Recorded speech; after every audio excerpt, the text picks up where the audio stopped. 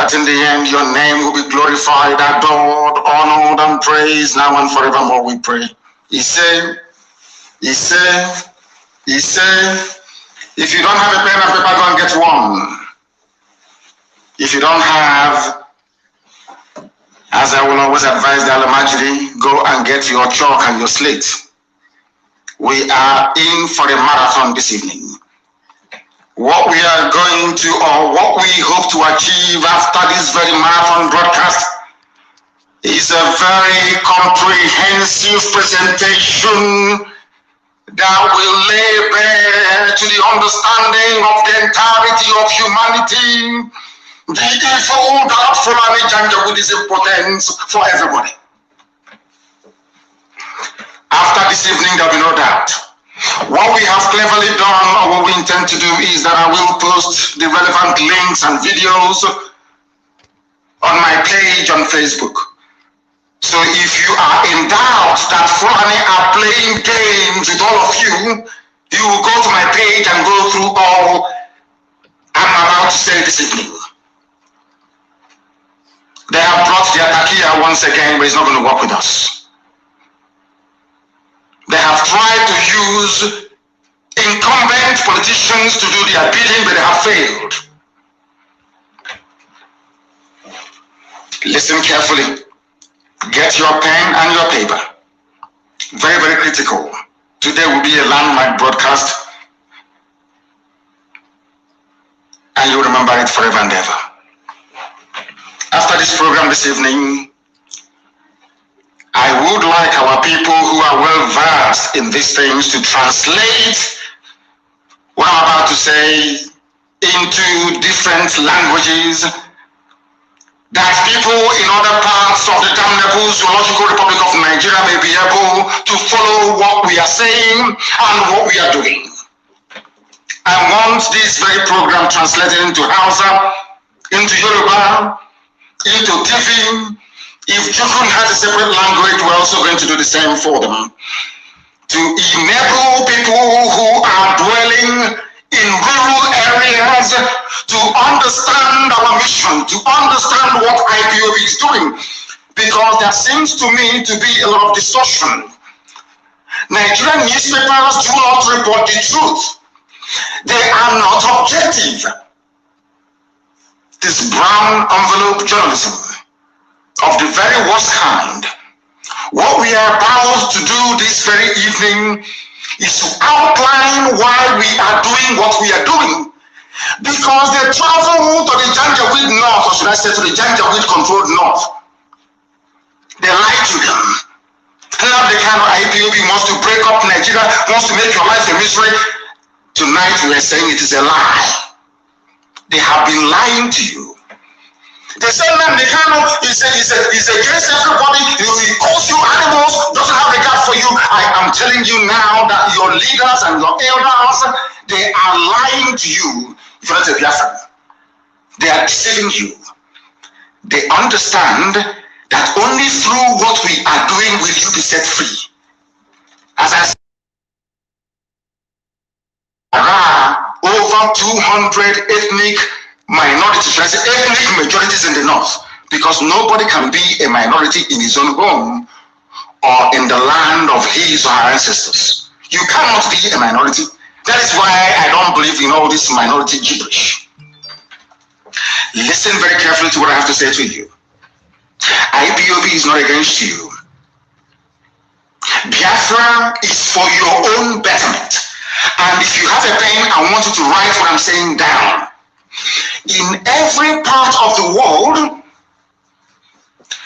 God Almighty in heaven, in his infinite mercy and wisdom, has always chosen one race to carry out any of his blessings, or should I say undertaking, at any point in history. What am I trying to say? When God wanted to develop Southeast Asia, he used Japan. When Elohim wanted to industrialize the world, he used Britain. It was called the industrial, first the agricultural revolution and then the industrial revolution.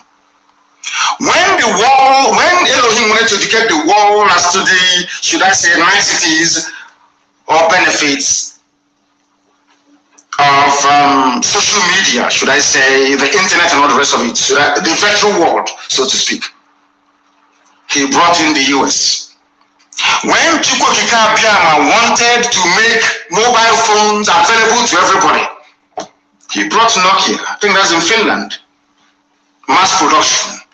When Elohim wanted the cost of goods and services to be reduced drastically, that poor people living in Africa can afford to have a flat screen television, he brought China for mass production.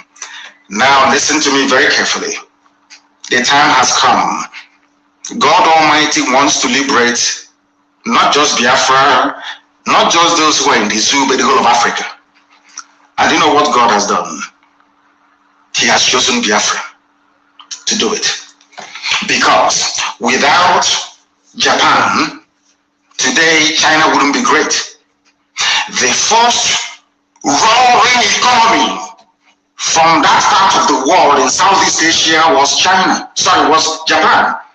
Now South Korea, Taiwan, all the rest of them, everybody has to emulate, to copy. Do you know the reason why? Because when you go begging from Southeast Asia, today you have Malaysia, you have Indonesia, you have Singapore, everybody is doing fantastically well because they had a Japan to look up to. Follow me very carefully. Jealousy, envy, or hatred doesn't solve this very simple conundrum. It's very simple, but I want you to understand it. That is how God works. When God wanted to liberate South Africa, he brought Nelson Mandela, brought Steve Biko, of course. There are other people that will come along. When God wanted to liberate black people, not just in America, but the whole world, to an extent, he went for Martin Luther King Jr. And the person who connived or betrayed Martin Luther King Jr. even slapped him in front of his hotel. That was in Memphis. It was a black woman.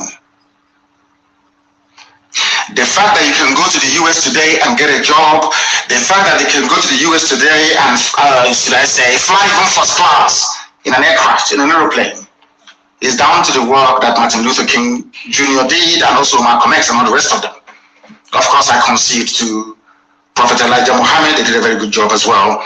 Louis Farrakhan, to an extent, did a very good job. So also did, what's his name again? I've forgotten his name. When it comes back to me, I will tell you. They all did fantastically well. That is why you can go to the US and find a very good job. When it comes to Africa, God Almighty in heaven, in his infinite wisdom and mercy, have chosen Biafra. So Biafra can never ever be against anybody.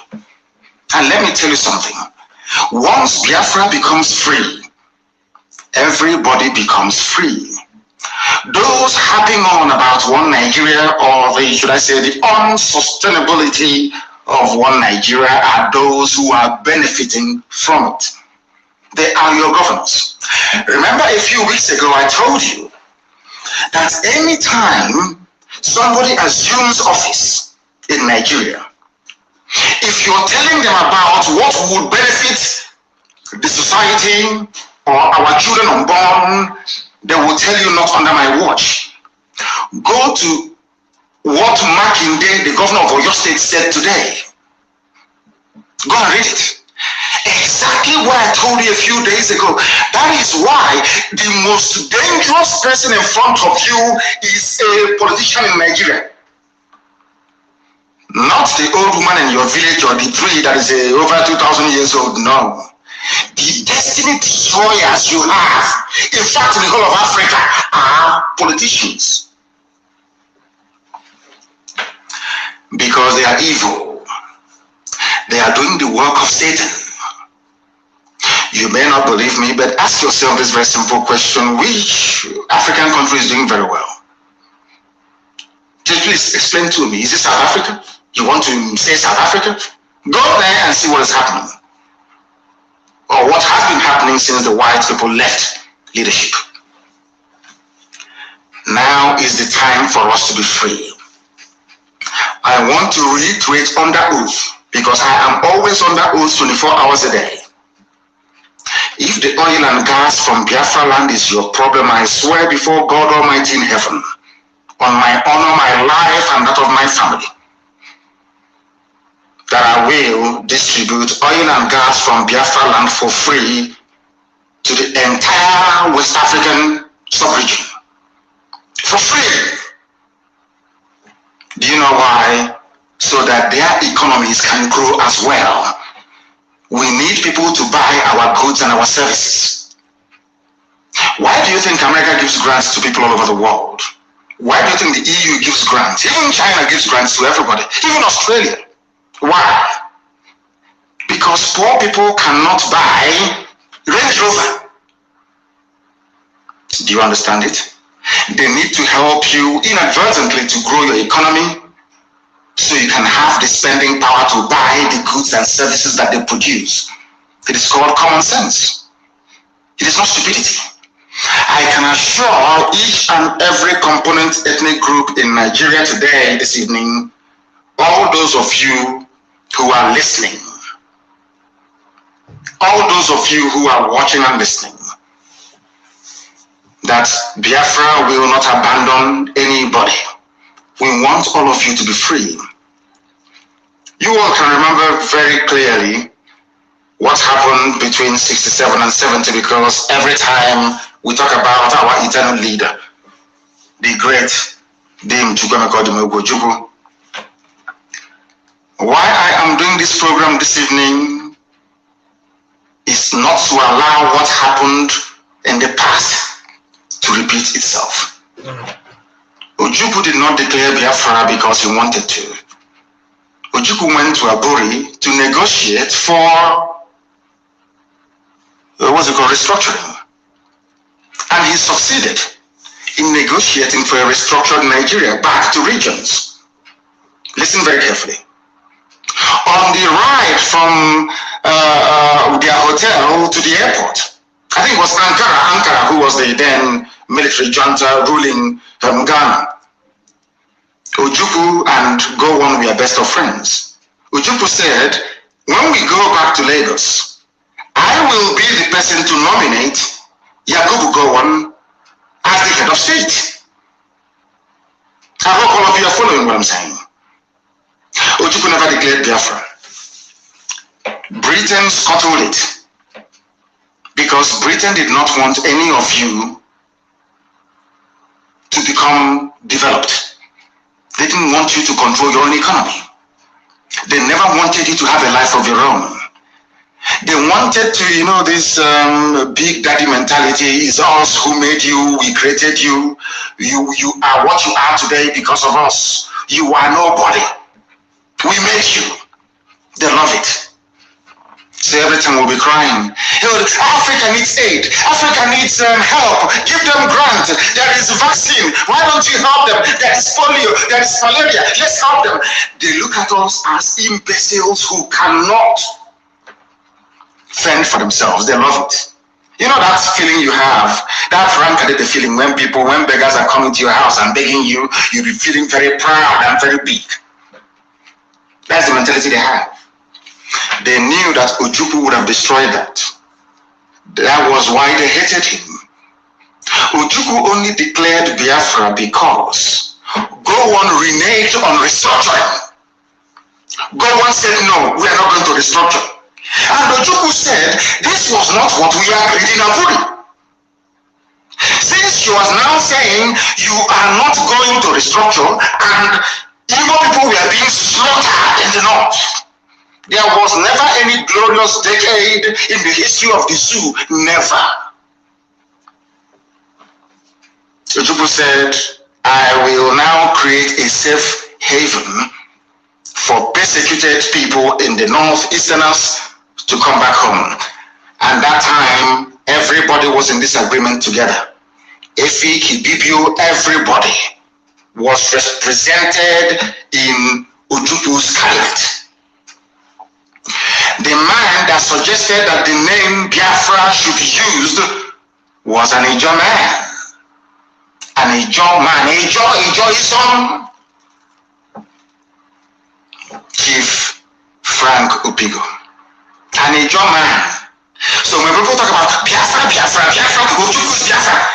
they will never tell you he's a John Biafra. They will never tell you he was an a John man, a John that said to Juku, our original name is Biafra. And Ojukwu adopted it.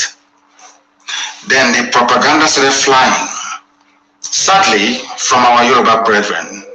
Then, very sadly, the lies began. The same lies that they were peddling that led them to label IPOB as a terrorist organization. But people occupying Yoruba forests, people raping and killing in Izumbi, people raping and killing at also one, people brazenly attempting to take over the whole of Benue State, they are not terrorists. I want people to, at least those that still have some measure of conscience, to understand what I'm saying. People who are raping and killing you, they are not terrorists. They are not proscribed, no. They are normal. You negotiate with them. You talk to them. You bargain with them. But IPOB that is championing the freedom of everybody in Nigeria, I said everybody. Sometimes people misunderstand what we're doing. Biafra is a vehicle with which we are going to liberate everybody, including ethnic minorities in Sokoto, in Katsina, in Bauchi. Only Biafra can save you. Why am I saying this? And I want to listen very carefully, please, and note what I'm saying down.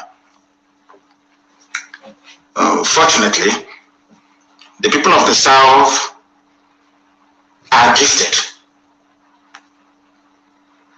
with a sense of responsibility, and if things doesn't work out, rebellion. If we say in one Nigeria, for instance, let's say we collapse IPOB and the Oduduwa movement were to stop, do you think that any minority in the Fulani conquered north will be able to rise up to challenge them? If the answer is no, then other people must do it. Those who are able should do it. That is why IPOB, this Biafra movement, needs the support of everybody. It doesn't matter where you come from. It doesn't matter if you're from Benin. It doesn't. Once you are suffering within Nigeria, you need IPOB and you need Biafra. More than Biafra needs you.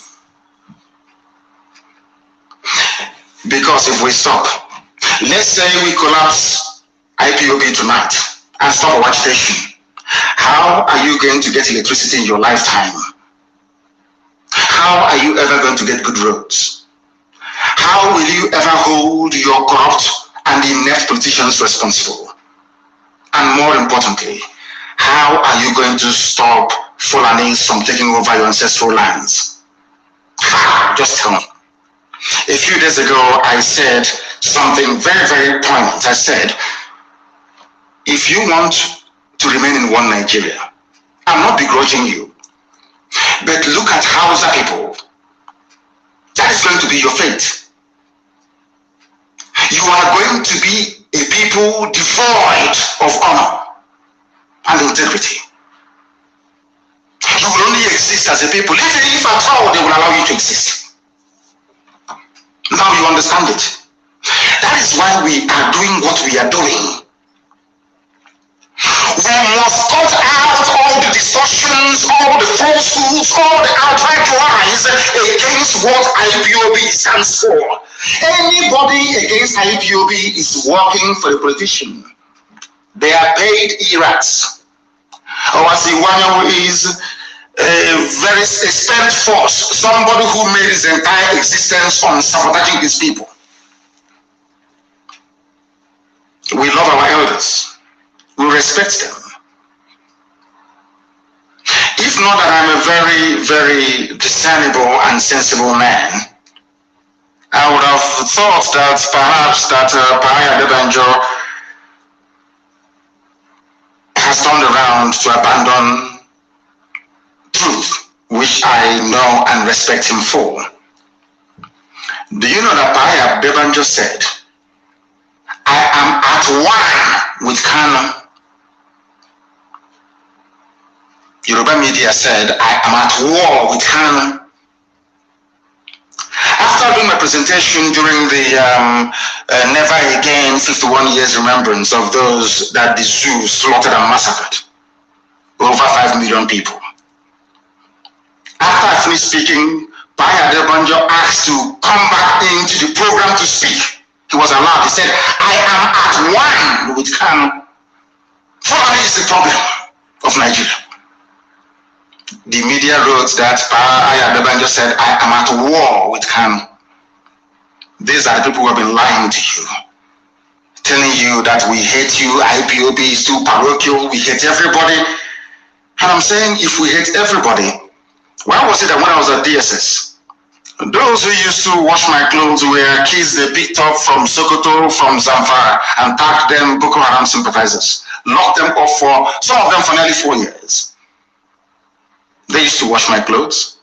They used to fetch water for me. Boko Haram people. We started talking. They were the ones telling me, they told me every history about Mohammed Yusuf. They found out Boko Haram that the zoo police killed. You know, sometimes, you know that Nigeria even accused me once of supporting Boko Haram. Because I came and I made it very public that Boko Haram is the way it is today because of the wickedness of Nigerians. An average Nigerian is a very wicked animal, a wicked beast. Why do I say this? When Mohammed Yusuf was agitating for referendum, some of you don't know this, the Boko Haram founder was agitating for referendum in the northeast. The Nigerian police killed him. That was why they turned violent. But when you discuss the history of Boko Haram, people will say that there was this, that. But it was the Nigerian state that inflicted terrorism on these very poor people. That was why they took up arms. That is a fact. Castigate Boko Haram all you like. Cast aspersions all you like. Say whatever you want to say against them. It was your docility. You were there. Nigerian police went and killed a man that hasn't killed anybody.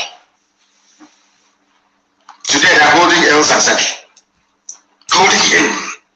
Tomorrow now when El Zagzagi dies in custody, and another front will be opened up with Shia Muslims in the north, all of you will start yapping as usual, terrorist group, terrorist. But now that El Zagzagi is suffering injustice, all of you are quiet.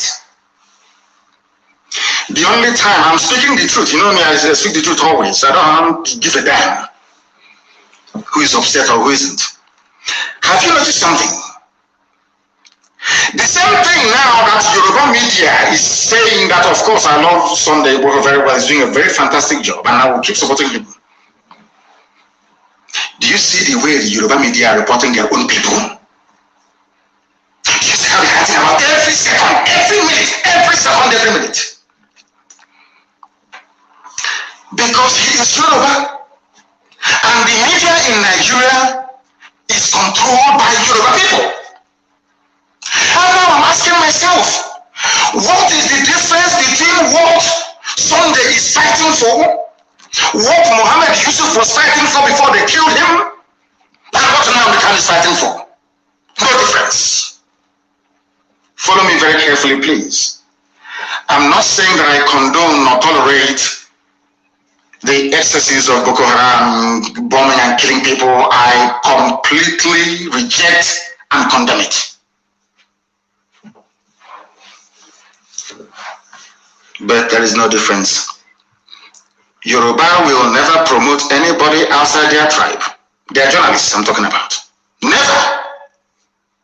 Because somehow they feel that the coming of Biafra will somehow disadvantage them. I don't know why. Or is it because somebody somewhere is desperately trying to become the president of the damnable zoological republic? I have no idea. But I want you to pay attention this evening. Ask yourself this question. What is it that Sunday is doing that is different from what IPOB is doing? What's the difference? They will say, oh no, because he's not advocating for the breakup of the country. because we see a million miles ahead than any other person. Why am I saying this? Do you know when Ojukwu saw that only restructuring could save Nigeria? Only restructuring. 52 years ago. 52 years ago. 52 years ago. I want the world to understand that this is a gift that God gave to Biafran people. The gift of vision, to be able to see things before they happen. And I am very glad to say, and with every sense of humility, I hasten to add, that I also possess the same gift as Elohim gave to our eternal leader. I have the same gift. I need you to understand this very, very carefully. I also have the same gift. And you ask yourself this very simple question.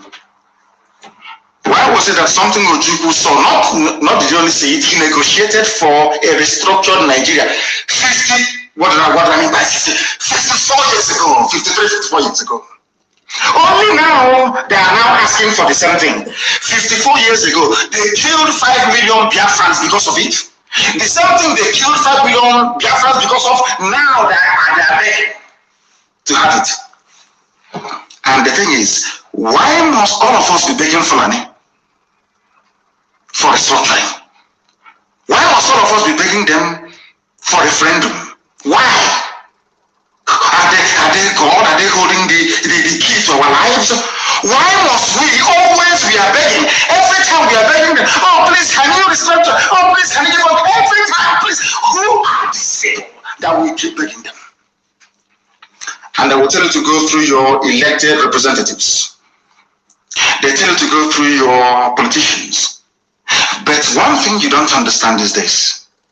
They are the ones that allowed the INEC that they control to bring those people forward as your political leaders. So they control them. That's a fact.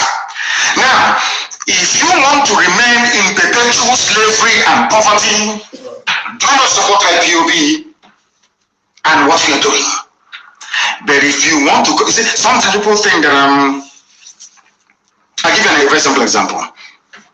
China is blessed. They are doing well all over the world. The economy is booming. I think now they are number 1, I believe, in the whole world in terms of economy, and they are number 2 in terms of military might.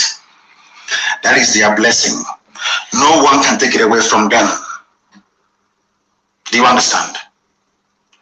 No amount of jealousy can change it. If out of jealousy, or you believe that Biafra is going to be one very beautiful nation in Africa, and because of that, you are not going to support them, you are doing yourself a disfavor. Because as the way we say it, where we come from, if you're suffering, we are also suffering. Everybody's suffering. And let me ask you, which other people do you think will have the courage to do what Biafrans have been doing for the past, say, 54 years? Which other people in Nigeria, I'm asking you, can do it?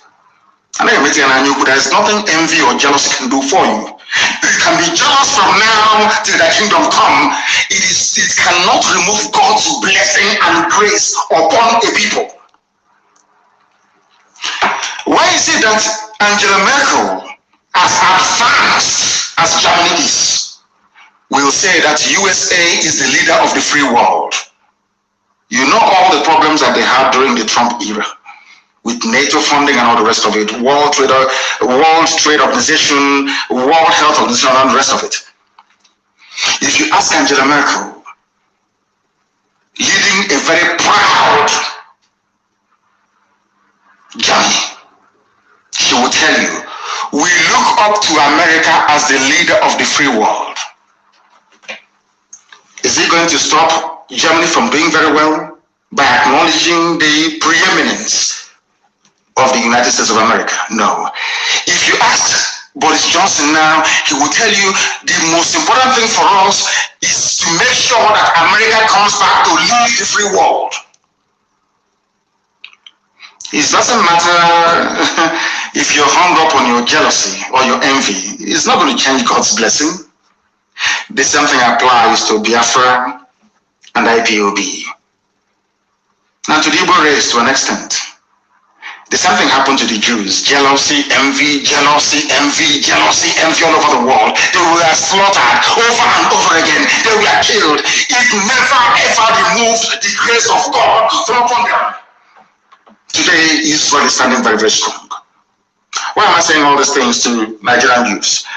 It's for them to understand this very simple fact that we have not come to take anything that belongs to anybody.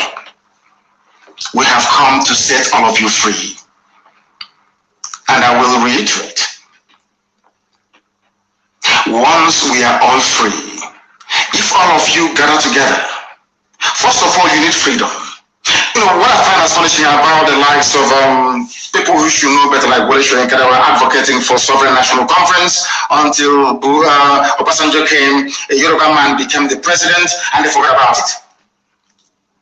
Had they stood on that, if after this liberation of everybody in Nigeria, all of you were to come together to say, we still want to remain in Nigeria, after a referendum, I am a Democrat. Should Biafrans vote to be part of Nigeria? That's entirely up to them.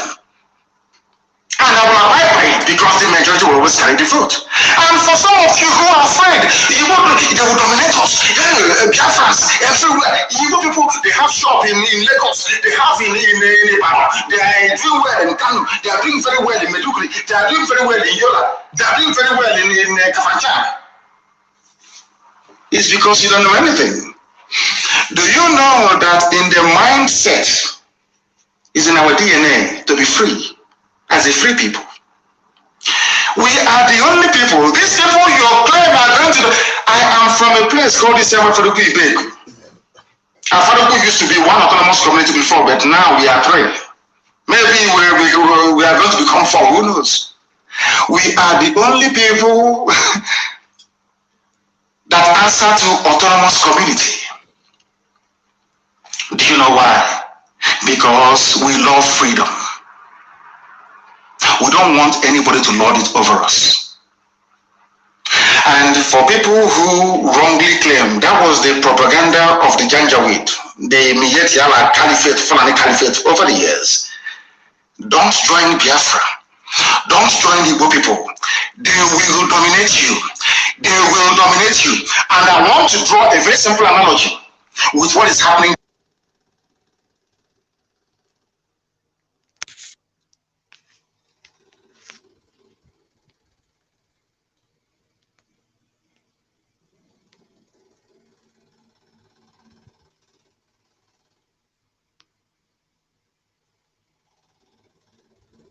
The Miyet Yala Caliphate, Fulani Caliphate over the years.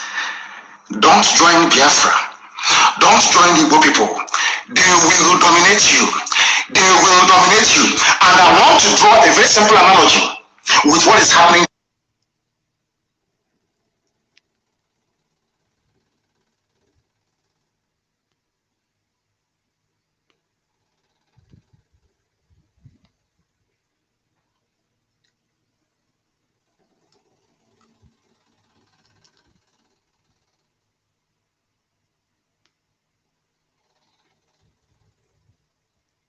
About the Miyet Yala Caliphate, Fulani Caliphate over the years. Don't join Biafra. Don't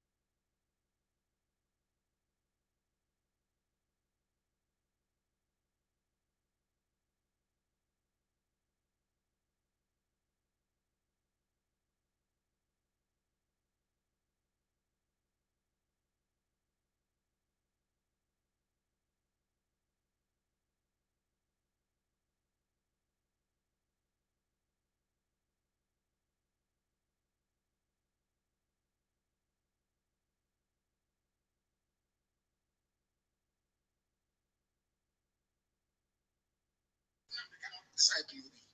Never. Do you know why? Because over the years, we allowed them, we gave them leeway. There was no problem. Only Fulani is at war with every ethnic minority, or should I say every ethnic group in Nigeria. Only them. Ask yourself why. We have gone beyond stupid analysis. Every day we analyze. Every day we keep analyzing the news. This happened. That happened. Oh, they have killed somebody here.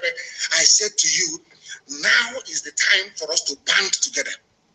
The promise I'm making all Nigerian Jews this very night, because it's night time in Nigeria, is this. After we must have succeeded liberating each and every one of us, there is going to be a referendum. In that referendum, there will be 3 questions. Do you want Nigeria to continue as a federation, the way it's presently structured? Do you want confederation, which is regional government? Or do you want everybody to go to their tent, or Israel? I know what the problem is. People will say, when I was in detention at DSS, one of their officers that usually take me to court, one very fine, handsome man, he's from Borno State. He said to me, do you know I am a Christian and I am indigenous to Borno? I didn't come from anywhere else. My ancestors, our village, we have been there for millennia. Do you know that? I said, no, I don't know. He said, the mistake people make is that lumping everybody from the north together. They're either Hausa or they're Fulani. That I'm mistaken. This is a DSS officer trying to lecture me. I said, okay, I understand. And he said to me, when he was bringing me back from the court, he said to me, our problem is not with Biafra, not with you, but if you go, what is going to be our fate? The only reason why we have not been slaughtered or forcibly converted to Islam is the presence of Igbo people everywhere in Nigeria. A DSS officer confessed to me that it is better for them that we are all suffering in one Nigeria than to allow the East to break away. Because if you go, there will be no buffer anymore. There will be nobody to protect us. We are finished. DSS officer confessed to me. So this evening, and over the years I've been thinking, you know, I came out of their mess for very many years. They came to my house to kill me. To tell you how, you see, when I say that a black man is evil, people don't quite understand what I'm saying. I want to digress just for a few seconds. When I left DSS, I went to Kuje prison and I was granted bail because, you know, in Nigeria, they can never ask you to go. They will always grant bail because they want to make money from you. And I went home. They said, you don't speak to the press. You shouldn't attend any rallies. I told them to go to hell. I broke all their conditions. And I was there, ready to take 2 million men to Abuja. They came to my house to kill me. Now, let me tell you why Nigerian journalists are also part of your problem. Because they never, ever educate you. They always lie to you. I was in my house. The army came, the army of Nigeria sent Nwodo, Ibazu, Ekwemado, and who else invited? And Umai invited the army to kill me. Do you know the reason why? Because I refused to call off the governorship elections boycott in Anambra State in 2017. I told them I won't call it off. They sent the army to come and kill me. Punch newspaper editor, the owner of Channels Television, every major newspaper, Vanguard, everybody knew that I was in my house preparing to go back to court, and they came to kill me. In the process, they killed 28 of my men. As a result of the trauma suffered, my parents died. Next month, a few weeks' time, will be the anniversary of their burial, because they were buried on the 14th of February of last year. My mother and my father died as a direct result of the trauma that they sustained resulting from that very attack. Do you know what happened? Nigerian newspapers, they have seen the video. They saw the army scaling the walls of my house to come to kill me. They went to court. Buratai gave editors of Nigerian newspapers money, Yoruba editors mostly, to say that I jumped bail. Do you know, that very day I realized that there is a level of wickedness in the soul of a black man, that is why black people are poor all over the world. I never knew. That day it occurred to me that black people are patently evil. I was in my house, sleeping in the afternoon, having siesta, and the army came to kill me in my house.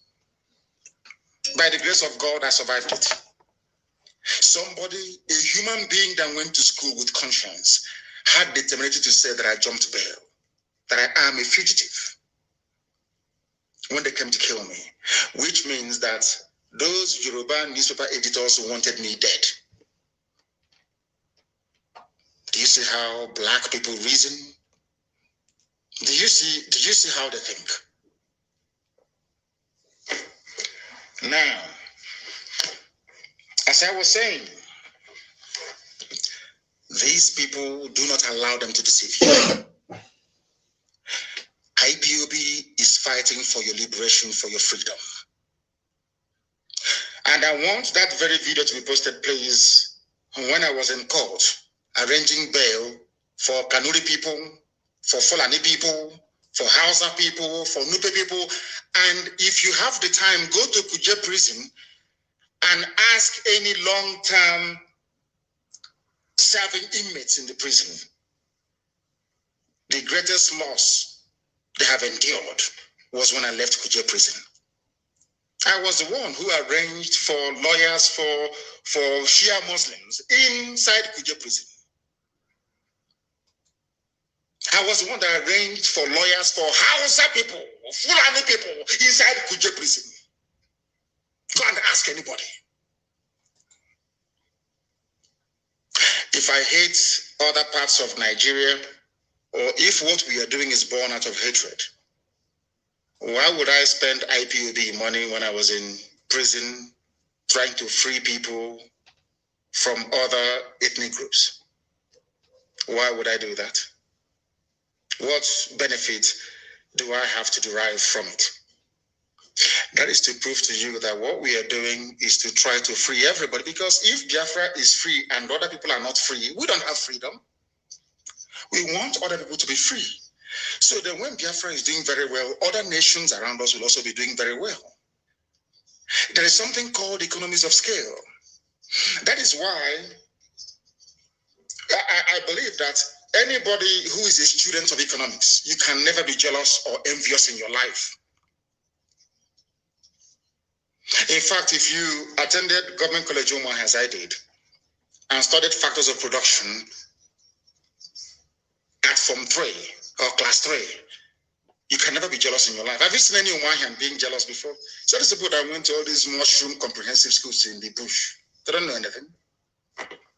Have you seen anybody who attended maybe King's College Lagos or DMGS Onitsha, or where's this one again, CKC Onitsha for that matter, or Nike Grammar School, or Methodist College Uzakole, or maybe Hope Warden Institute in Calabar, or Stella Maris in Iguacha, or maybe Africa Grammar School in those days. Do you think they have time for jealousy? Because at Class 3 they teach you something in economics, factors of production. And after that, they say that for you to do very well, all companies or factories producing the same item, if you are sited in the same place, that's why you have industrial parks. There is something called economies of scale. Although you're doing your own business, making your own money, but the fact that you are all together doing very well, there are spin-offs, there are some things you gain from one another, maybe not directly. It's called economies of scale. That is why, after the Second World War, America poured so much money into Germany that they were fighting. They fought Germany. The war ended like today. From tomorrow, they enacted what was called the Marshall Plan and gave so much money to Germany to rebuild the German economy. Do you know why? Because they know that Germans, they have scientists, they are hardworking people. It is in the interest of America that Europe is doing very well. It's only in Africa that when you see somebody doing well, you want them to die. Because you are black, you are primitive, you're evil. Let me tell you why it is good for other people's children to do even better than your own children. Because you don't know the disease or illness that may afflict you tomorrow. You don't know if there is any medicine available to cure that very illness. And you know, funny thing, you don't know if this your neighbor that you're hating on, or this Biafran, or this IPOB member that you hate, you don't know if it is the child that will find or invent the medicine that will cure you. I've preached this thing before on Radio Biafra. That is why abroad, when you don't send your children to school, your neighbor will call the police. I told you this before.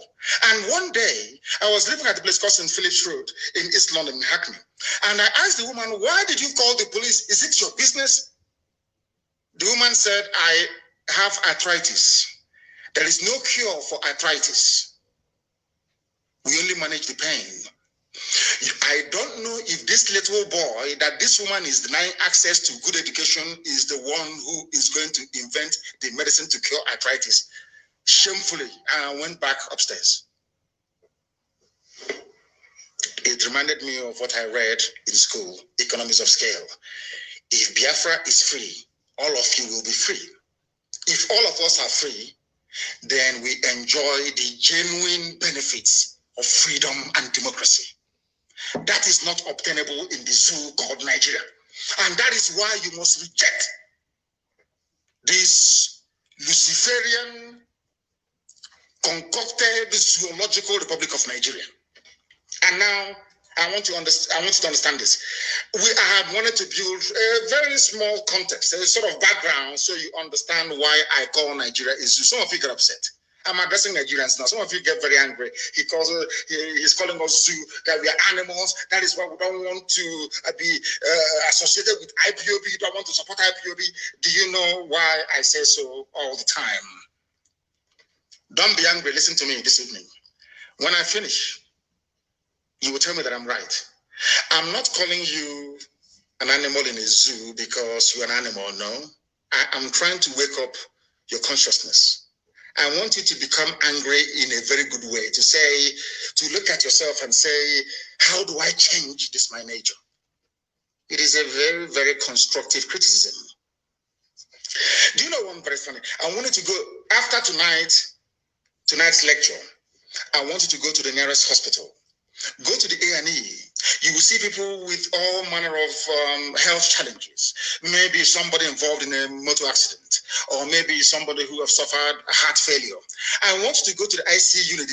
Of course, we don't have it in this intensive care unit. Just peep through the window. Once there is no pulse in that person, they cannot no longer feel the heartbeat. You know one thing they do, one funny thing they do, they pump electricity into that very person. And when they want to do it, the person applying the electric shock will be protected. Others will run away. Understand this very carefully. Do you know why they're doing it? Because those who are living, those who are well, if you give them a dose of that electric shock, it may damage them. But to this person that the heart is no longer beating, is dying, they need electric shock to wake them up. The same thing happens in real life. That's the reason why we do things the way we do it. That was why I called Nigeria a zoo, and why I call Nigerians animals, because you are dead.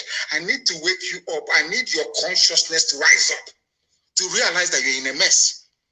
And because it took you very many years to understand it, that is why you are in the mess that you're in today. The zoo was attacking Dele Mahmoud, my good friend.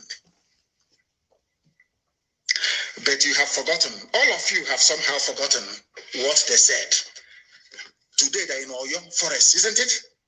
Which Sunday is fighting very gallantly, and of course, Ibagania Dams and all the rest of them, fighting to secure and keep Yorubaland safe.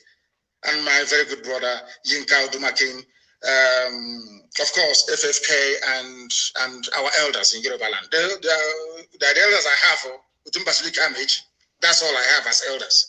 The rest are jokers. Now, listen very, very carefully to this. Because our people don't, you forget so easily. You forget so easily. And please, I want my principal professor to post this, please. Post this very link on my page. In May 16 of 2017, there was a headline from Nigeria, from Asarok.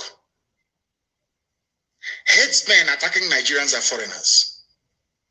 Published by published by a Fulani, respectable online media, Premium Times. Respectable, I say, because of the very sterling work they did on Obibo massacre. Premium Times carried it. The headline says, the headsmen attacking Nigerians are foreigners. Now I ask you this simple question. If the headsmen attacking Nigerians are foreigners, what are they doing in the forests of Yoruba land? It is here. They have been raping, abducting, kidnapping, asking for ransom, killing people in broad daylight sometimes. And it's here. Now, let me read this a little bit for you so you understand. Nigerians, this is why I call you a zoo. Because you never make any reference to anything. You never connect the dots. Never, ever, ever. Ask yourself, if the Nigerian government can say that the headsmen attacking us are foreigners, then what are they doing in our bushes? Why is Arewa Consultative Forum defending them? Why are respectable northerners coming out to defend what is clearly indefensible? I don't understand it. You said they are foreigners. I didn't say it. Nobody knew where these people came from. You are the ones that told us that they are foreigners. But Nigerians have forgotten. All of you have just forgotten. But tonight I'm here to remind you. Headsmen attacking Nigerians are foreigners, according to Minister. And I read it for you. This news was published on May 16, 2017 by one Sani talker. So you will not say he's a Biafran or a Southerner. Now listen very carefully. The Nigerian government said on Tuesday that most of the headsmen carrying out attacks across Nigeria are foreigners. They have now accepted that Fulani people are carrying out attacks across Nigeria and that those Fulani people are foreigners. Then you're asking me to give land to foreigners. Now let me even ask, if these people are coming across the northern borders with their AK-47, who allowed them to come in the first place? These are sensible questions we expect sensible people to be asking. Isn't it? Now, my question to Nigerians tonight is this. Why are you not asking these questions? You people came out and told us, the minister said, these headsmen attacking us are foreigners. Why then should we give them land for Ruga?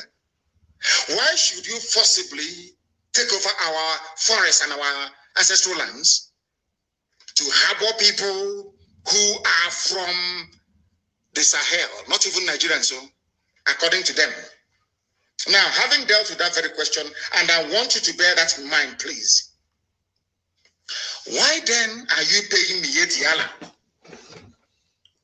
to stop the killing? If they are foreigners, as you claim they are. Why then are you paying Miyetti Allah to stop them? That goes into, I told you that Fulani has a grand plan to settle their people in your homes and in your villages. Some of you are shouting, one Nigeria, we want to get security, the unity of our country moving forward. You have just signed your own death warrant because they are in it together, including your so-called presidency. This is what they do very well. It's all takia. Everybody knows that. They deceive you, they cheat you. Today they say, oh, we apologize to the residents.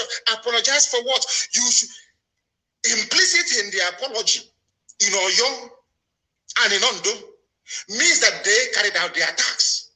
Why are you apologizing for the attacks carried out by these primitive people from the Sahel if you're not part of it? And by the way, why are you apologizing? Shouldn't you be in jail for killing people? For killing the daughter of Fashuranti? Shouldn't you be in jail? What is an apology?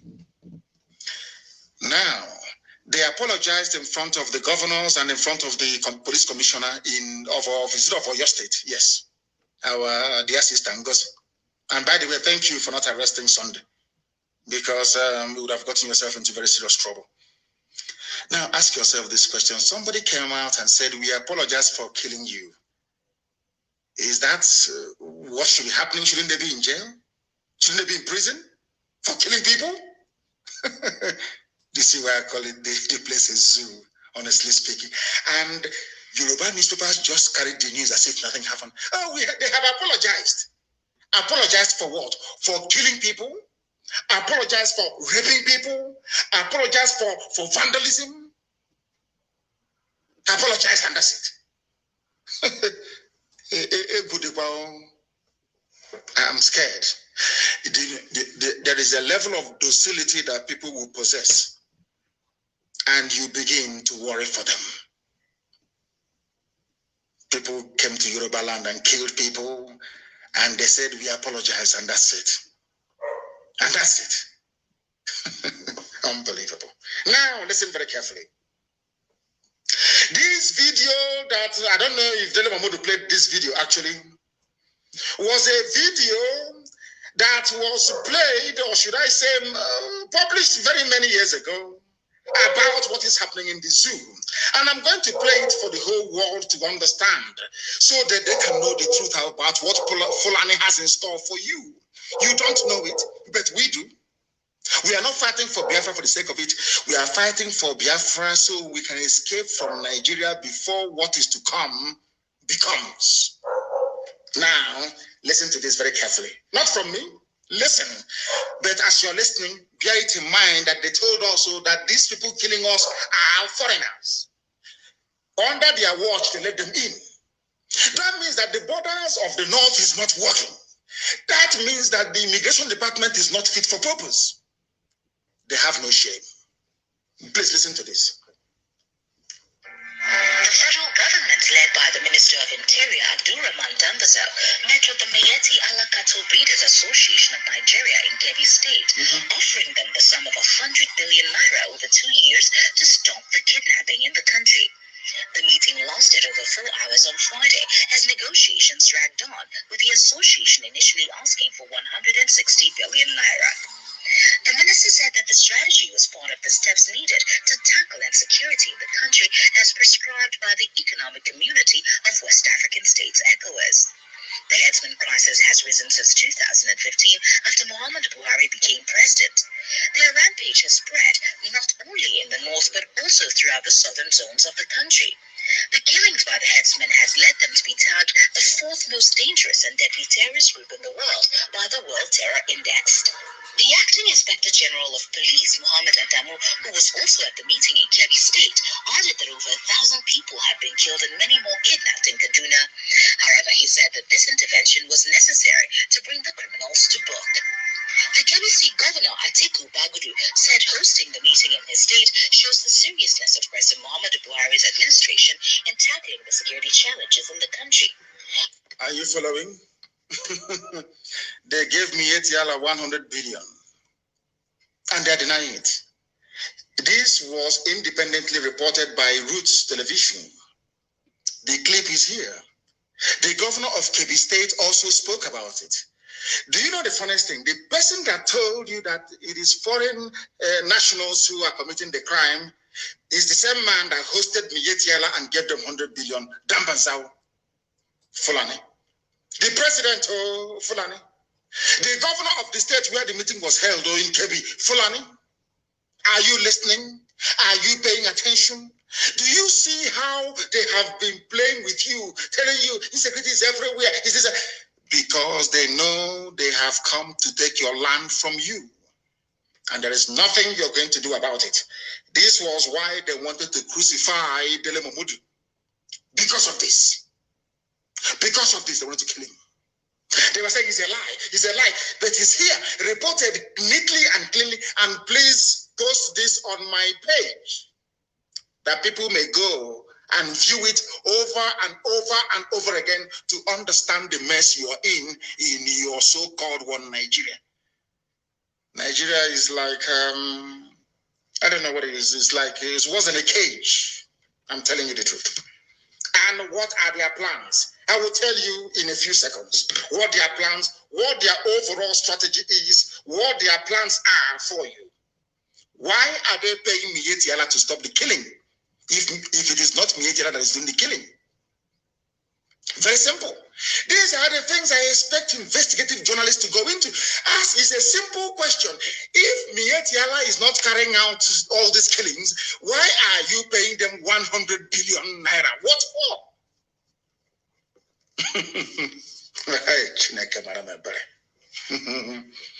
He's here. Dear me. And as usual, they have denied it. Garba Shehu came out to deny it. He said, Dele Mahmoud shouldn't have played it. We never offered 100 billion to any association, but the facts are there. You can see it very clearly with your two eyes open. It's called Takia, to deceive you. You hear them, Makinde must do something, and Kedulu must do something. We are in one Nigeria, everybody can be everywhere. The elders should speak against it. That was how they kept going in Niawodo until Niawodo succumbed and said the army can attack Isama Faruku, my hometown, to kill me. Niawodo, Ike Poremado, Devu Mahi, Willie Obiano, and Okesiba signed my death warrant. I said, go and kill him. Nothing will happen.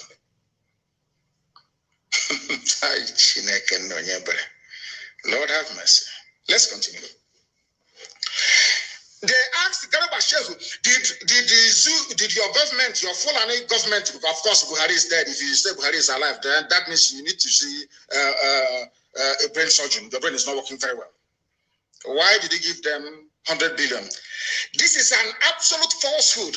In all of those meetings, I have confirmed that in any of those meetings, nothing like money was discussed.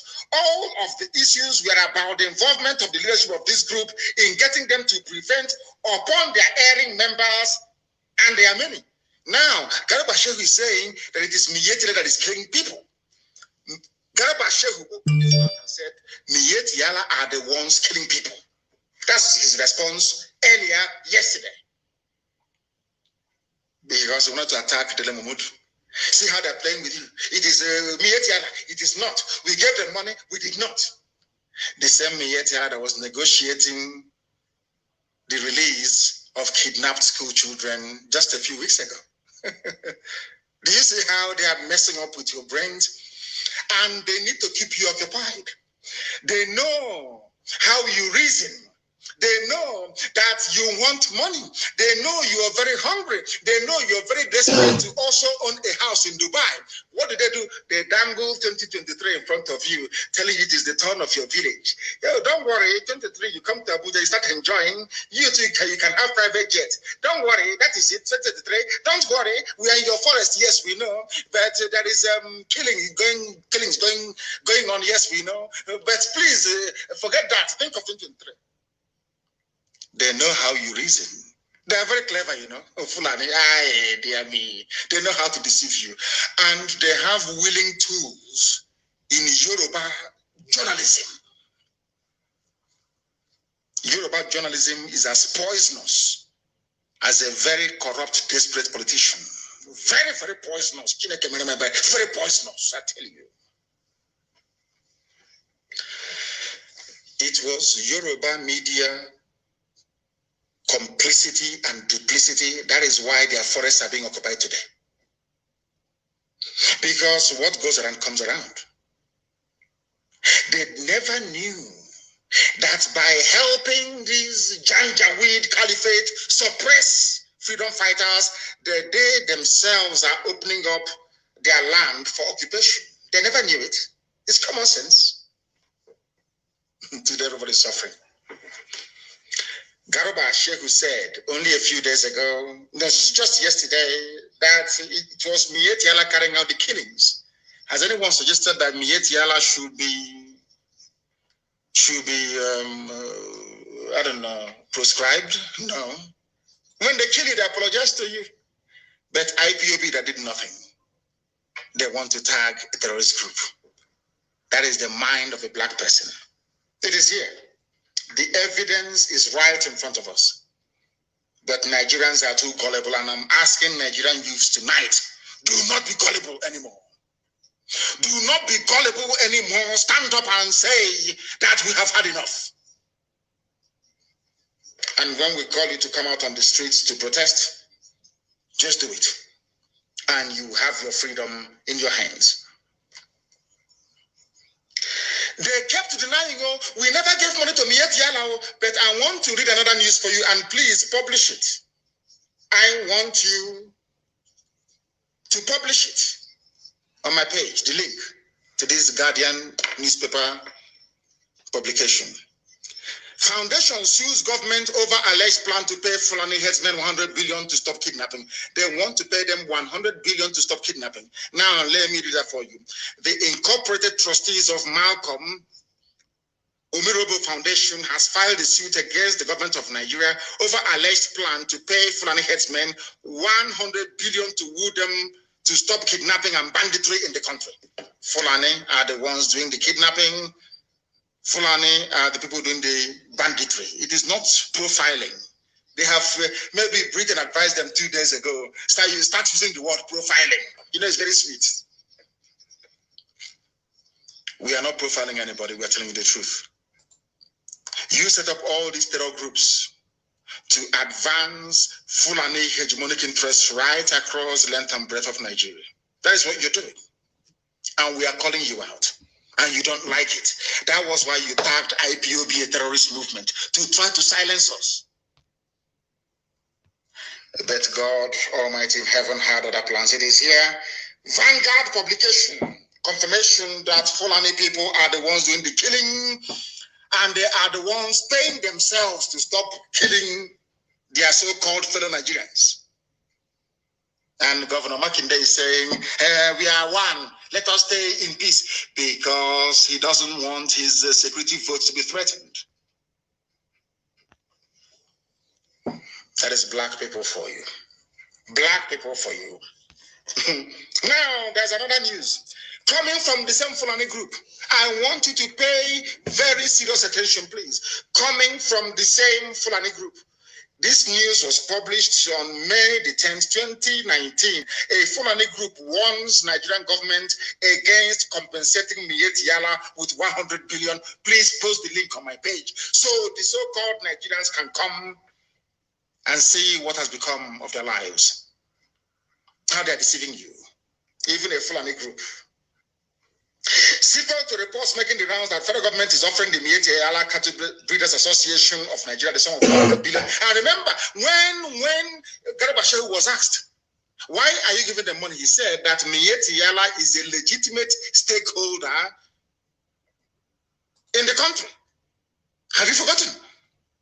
Garba Shehu, go and Google it. Garba Shehu, you just Google Mieti Yala, a legitimate stakeholder in the government of Nigeria, you will see it. The same Garba Shehu. When he was asked a few years ago, now he has changed. We never gave them money because they think they are talking to fools. They think they are talking to idiots. This very group is called the Gan Allah Fulani Development Association of Nigeria. They want the government not to give this money to Mieti Yala.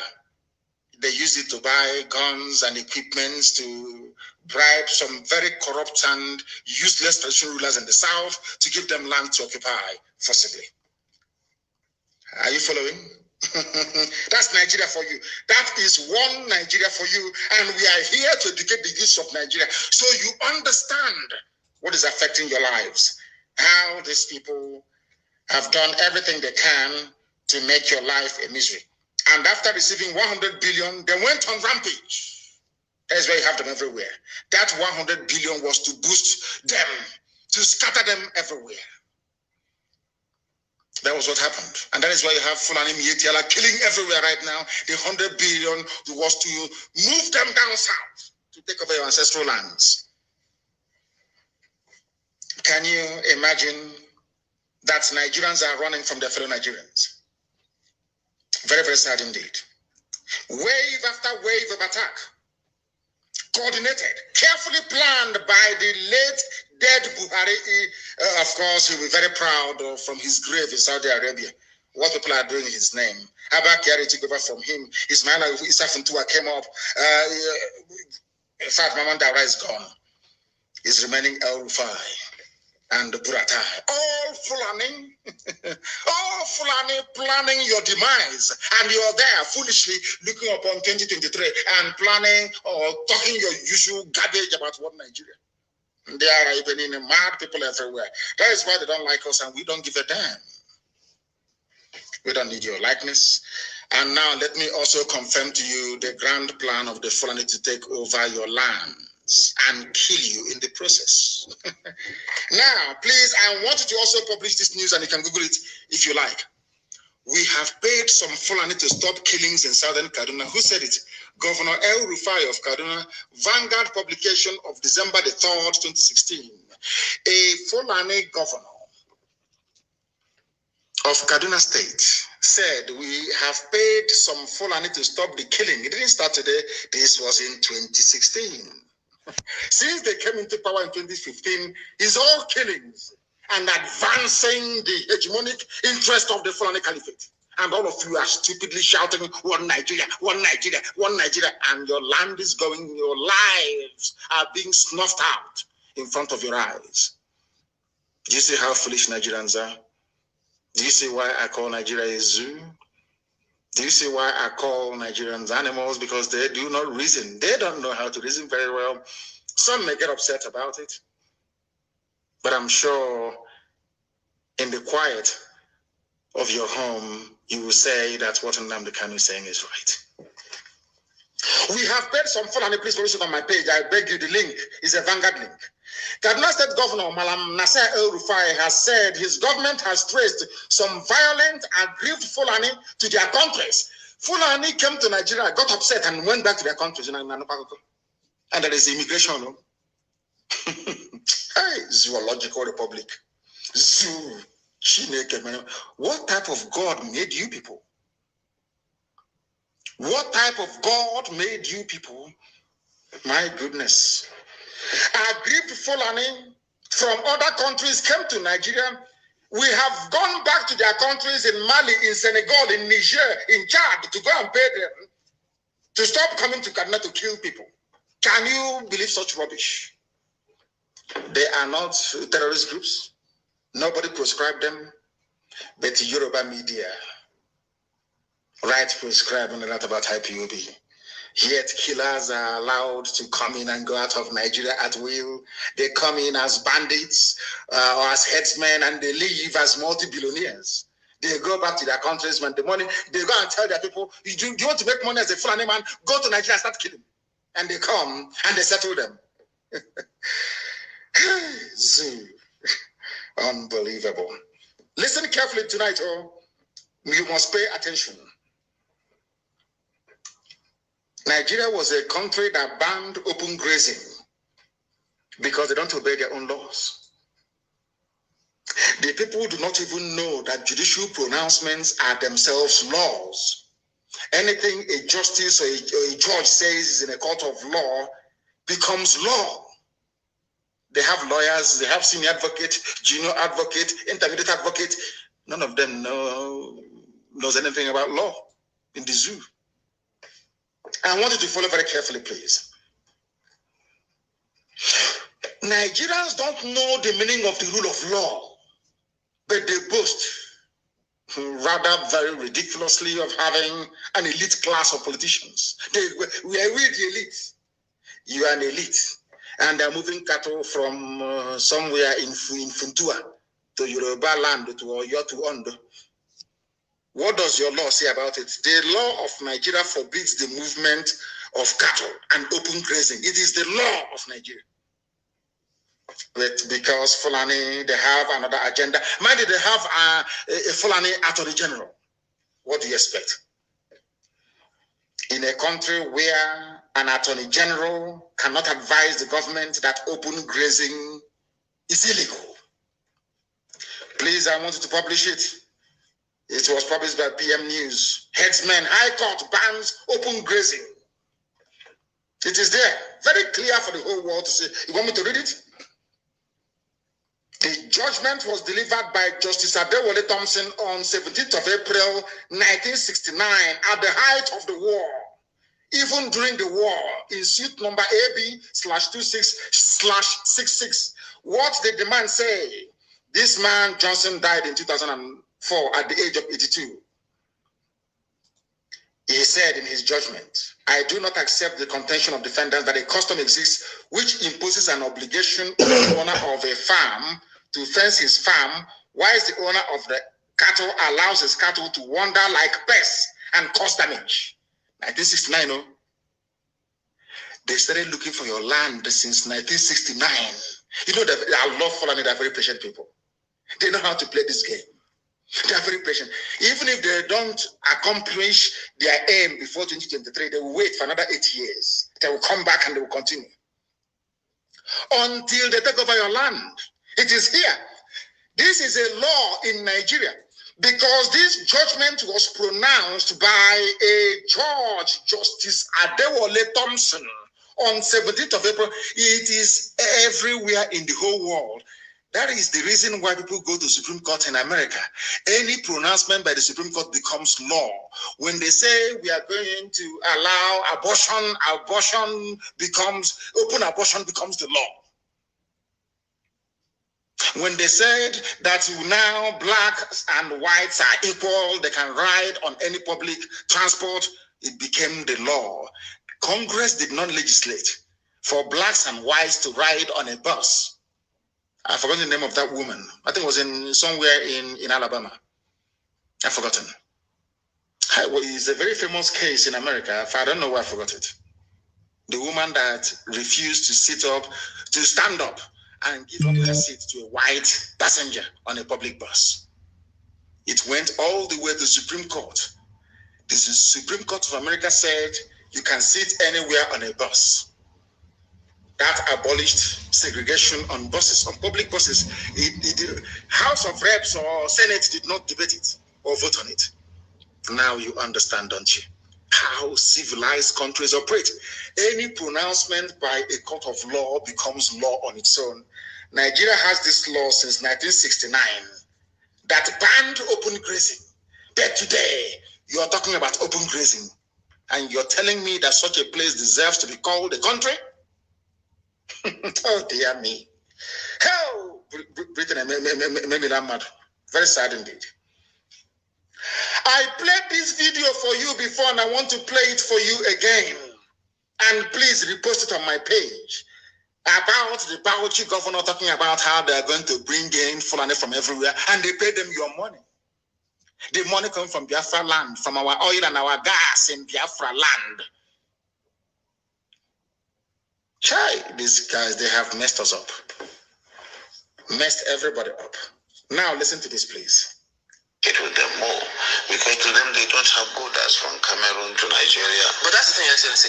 How they don't have borders? Fulani don't have borders. That's why they can come, plan with Mietiala, kill people, kidnap people, collect 100 billion. They go back, they finish spending the money, and they come back for more. And you want Nigeria. You people are your ignorance astonish me. I am amazed at this level of ignorance. This is a sitting governor, and I want you to listen to him to understand the plan that the Fulanis have for you. Listen to him, Fulani governor. Get with them more because to them they don't have borders from Cameroon to Nigeria. But that's the thing, Excellency. How do we ensure that those who will be participating in this federal government largely funded program will be Nigerians? Federal government funded, thank you very much, is Rosa Parks. Rosa Parks, the case made it all. I want to educate Nigerian lawyers because, you know, senior advocates advocating rubbish. You don't need to make noise about Fulani people in your forest. You just go to court and ask them to reinterpret what Justice Thompson said in 1969. It is law in Nigeria. Anywhere you see a Fulani man grazing the cattle outside, they are breaking the law of the land. They should be in jail. Rosa Parks is the woman's name. Thank you very much. You claim you're educated. These you black people. What is wrong with you? With you people? What is wrong with you people that you cannot reason properly? Rosa Parks, nobody came back and said white supremacists never came back to say to Rosa Parks, no, it was then, it's now. You have to go and sit at the back or give up your chair. Supreme Court of America made a pronouncement and that was it. It became law. You can sit anywhere on a bus. The same thing is applicable in the zoo, where there is supposedly the rule of law. Once a judge makes a pronouncement in a court of law, it becomes law. Senior advocate talking rubbish on Channels TV. Let's listen, please, to your Bauchi governor giving your land away to his brothers from the Sahel in the name of one Nigeria. In terms of the funding? No, in terms of the operations. This is bringing the Fulanis together. You see the issue of misconception. Fulanis from other countries together in Nigeria. That is why they need your forest. That is why they need your land. That is why they're telling you about we can live anywhere we like. The person living anywhere he likes, where is he from? Is he from Niger, from Chad, from Senegal, from Gambia, from Mali, from Burkina Faso? Where are they from? And now you can see it. Hi, Zoo. Listen. I see there is a lot of mistrust and misconception with regards to the Fulani man. The Fulani man is a global or an African person. He moves from the Gambia, from Senegal, and his nationality is just a Fulani man. And as a person, I may have my relations in the Cameroon, but they are also Fulani men. I have relations because from the maternal side, I'm a Fulani man. And that is why we want to educate people. A Fulani man sees himself as a Bayelsan, as somebody coming from the Niger Delta, because he speaks the Niger Delta language. Are you listening? And I don't. And of course, we would have to just take this as part of our own heritage, something that is African, and that we cannot just close the border and say the Fulani man is just a Nigerian. Close border and say Fulani is only in Nigeria. There are Fulani elsewhere. They want to come and see their brothers in Nigeria. And you are talking about one Nigeria. One Nigeria. One Nigeria. Very, very sad indeed. One Nigeria. Open your border so that Fulanis can come and collect their own 100 billion from the presidency.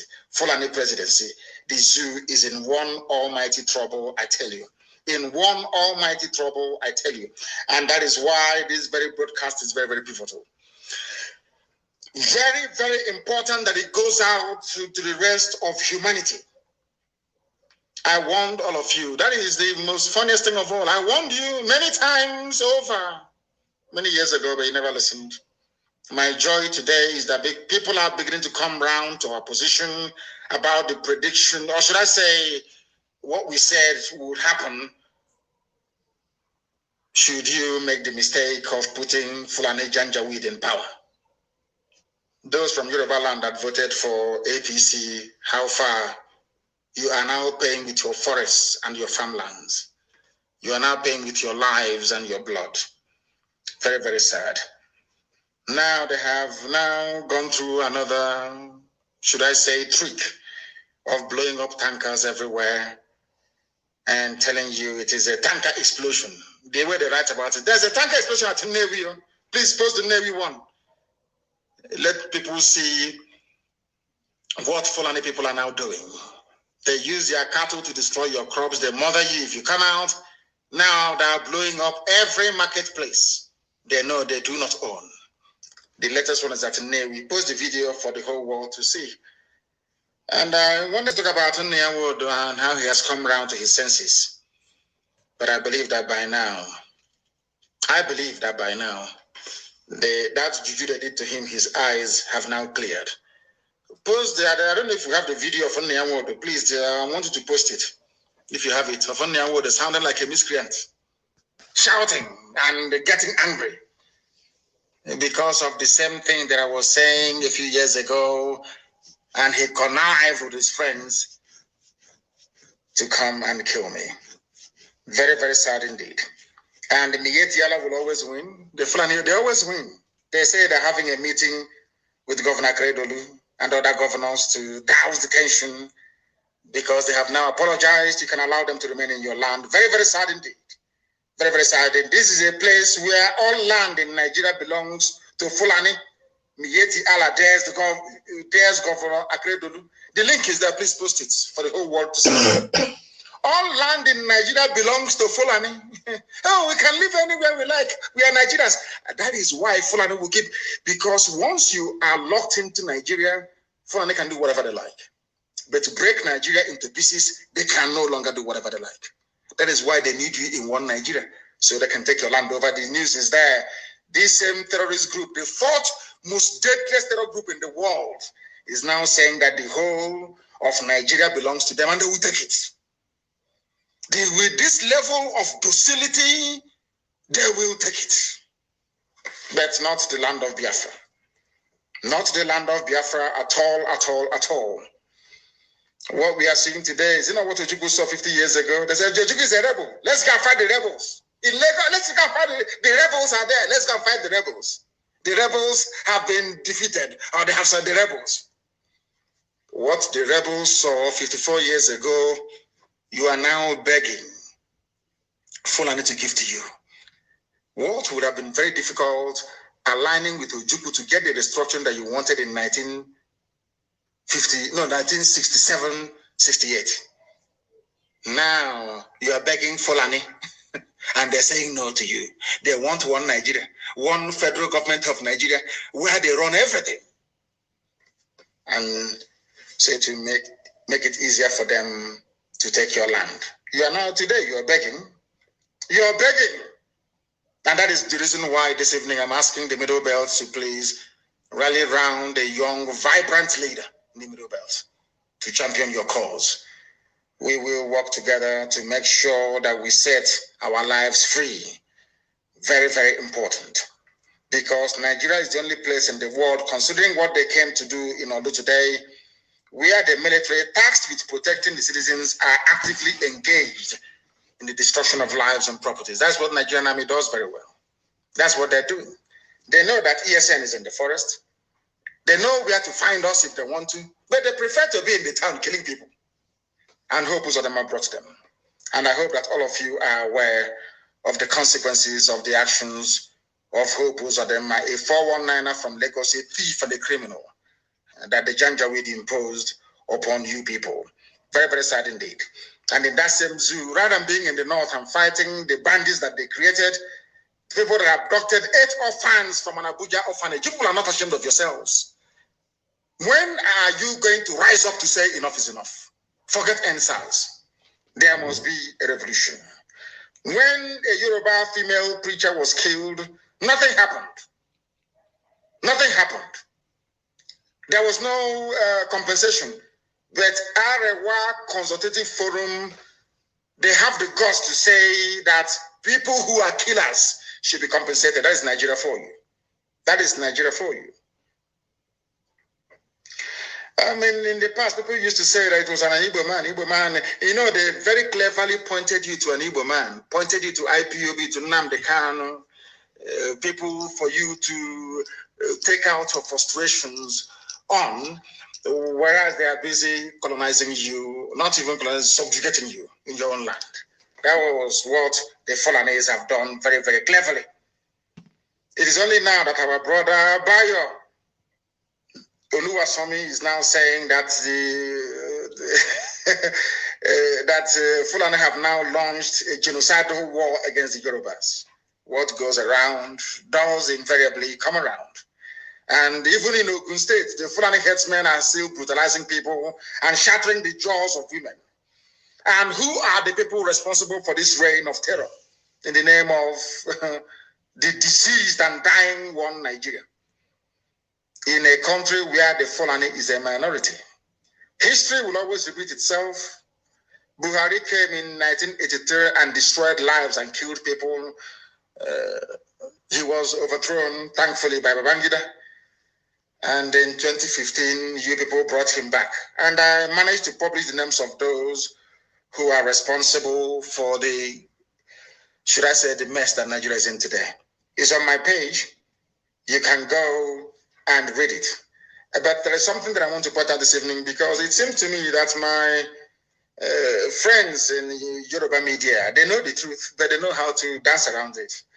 You know, they say that these, you know, Makinde has been paralyzed by fear. Paralyzed by fear. The Janjaweed got to him. He's a governor. That's what they do. Oh, do you want to stay there? Do you want to go staying there? Then do something. Do something now and protect Fulani. We are all one Nigeria. That's what they always do. That's why Makinde came out to start talking rubbish. But the Minister of Youth and Sports Development, Mr. Sunday has advised the Oyo State Governor Sheyi Makinde to be more proactive and decisive in handling the situation in his state. That's what they do. Once you go into power, you are in power. You don't want anybody to actually interfere or interrupt the flow of money in name of allocation coming to you. Because of that, you do everything you can to cling on to power, and that most times means doing what will please the Fulani. And that is why Yoruba forests today have been taken over by Fulani Janjaweed. And in the north, the same bandits that came from Niger Republic, from Mali, from everywhere, these are Fulani. They are giving them Hilux vans and vehicles and millions of naira. They call them repentant bandits. Even the one from Ouagadougou is in Abuja collecting his Hilux and billions of naira in your one Nigeria. That is why if you remain in Nigeria, you are going to die. You are going to perish. And that is the reason why we do what we do. We want to save you. We want to make your lives better. We want to make sure that you enjoy the benefits of freedom the same way that we wish upon Biafran people, not just in Biafra, but all over the world. That is why we must join hands together. That is why there must be a revolution, and that is why everybody must support IPOB in what we are doing, and that is why we must bring the zoo to an end, to let the people decide. As Modo was screaming and backing and saying that their 1999 constitution is evil, who is going to rewrite it? Is it not the people? Because if you keep quiet, Fulani will come up with even a worse version of that very constitution. I preached it before, and I'm sure somebody posted it or commented upon it yesterday. Go to that constitution and you will see the mess that your lives are today is as a direct result of a constitution written by a Fulani man for Fulani people in order to dominate you. That is why everybody must rise up and be part of what we are doing. That is why everybody must rise up and support what IPOB is doing. And if you have a relative in the Nigerian army and they are busy killing innocent people on the streets, know that there will be a payback time for them. We will not forgive. We are not going to lament. I'm not going to complain or cry. You went to only, you killed people and you did this and you did that. Anything you do to us, we are going to revenge. I'm saying it live so the whole world can hear me. That thing you want, you're going to get it. And there are a few special announcements I would like to make. Our new USA National Financial Secretary is Mrs. Latina McPeters, and also our Asset Recovery Officer is Dr. Nelly Ofebu. The rest will be put in place, and please, we must note that we have 4 independent regional coordinators in the United States of America, and the names, rightly so, are Central Regional Coordinator, Pacific Regional Coordinator, Eastern Regional Coordinator, Mountain Regional Coordinator. They are all independent. We must make this very, very clear, please. And you also know that we are doing a very fantastic job, and our land is safer today than it was yesterday. That I can assure you. The zoo will try everything they can to intimidate. That it is in their nature, but we are not going to capitulate. We are standing very tall and very firm, because the land of Biafra must be protected at all costs. And that is precisely what we are doing. And with that, we have come to the end of our presentation this very evening. I thank you all for listening, and I'm sure you have noted down very important and critical points for you to research at your leisure. Or you can come back to my page to go through all the links and the videos that we have published to prove to you irrefutably that the Fulanis are out to conquer, to subjugate, to kill, to pillage, and to drive us away from our lands, and we're going to allow it. Once again, thank you very much for listening. From me, from here, with every love in my heart, it is good evening.